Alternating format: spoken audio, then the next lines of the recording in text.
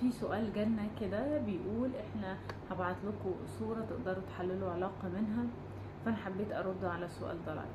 مفيش صورة نقدر نحلل علاقة منها، لان لغة الجسد هي بتقول فكرة دلوقتي، وبعدين لما بتقعد مع الشخص مرة واثنين وثلاثة ممكن تعرف اللكنة بتاعته، يعني صفاته الأساسية.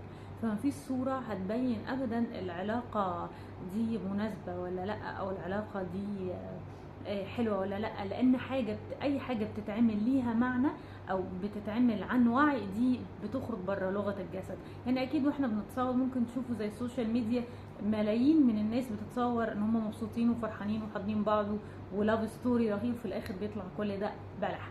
فالعلاقات ما بتتفسرش من الصور، لكن ممكن فيديو طويل او حاجة تبقى مبينة ان الشخص بيتصرف على طبيعته، زي ممكن نقدر نحلل لغة الجسد.